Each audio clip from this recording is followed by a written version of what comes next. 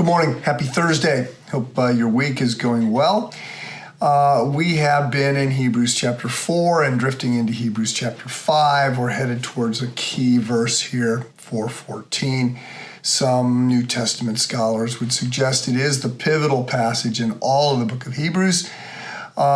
Recently, we have been sort of preparing to sort of appreciate this passage and talking a lot out of Hebrews 4 about the idea of a priest. The Jews would understand priests in ways that we do not.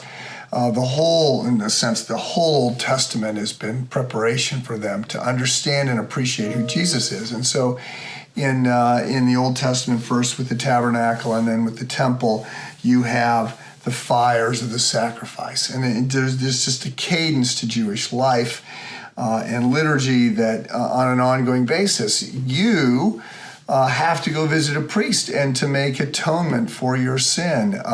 There's some national times in which the priest would do this, Yom Kippur, right? They would go into the Holy of Holies once a year to offer atonement for the sins of the whole nation, and you got the whole scapegoat piece. There's some big sort of national pieces to this, but there was an ongoing personal piece of this. The whole book of Leviticus is talking about various offenses and what happens if you commit one of these, and the whole nature of this is driving home two big ideas. One, sin is a capital punishment. When we sin, we deserve to die.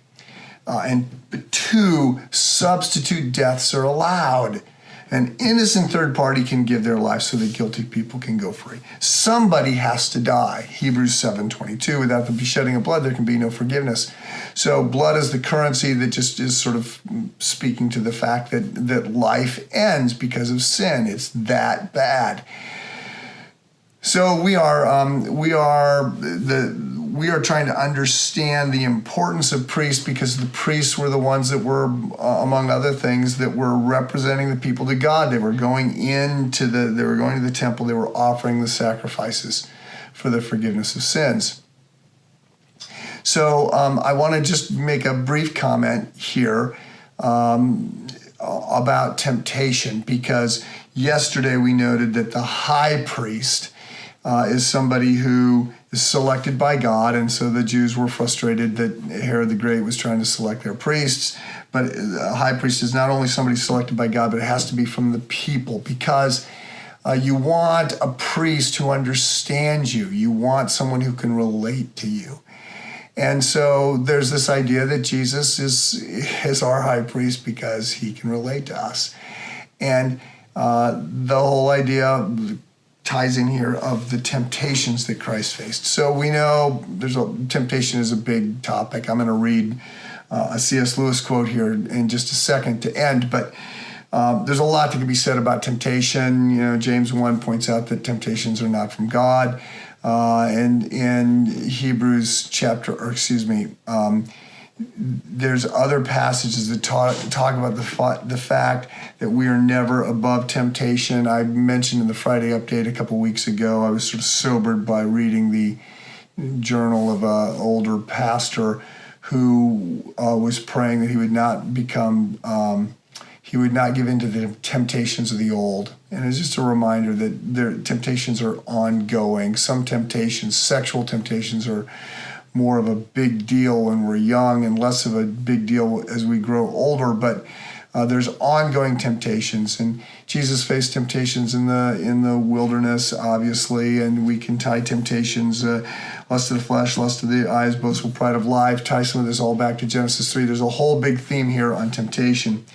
But what I want to do is just, I want to read this brilliant C.S. Lewis quote, because I want you to understand Jesus understands you, and he understands the challenges that you face.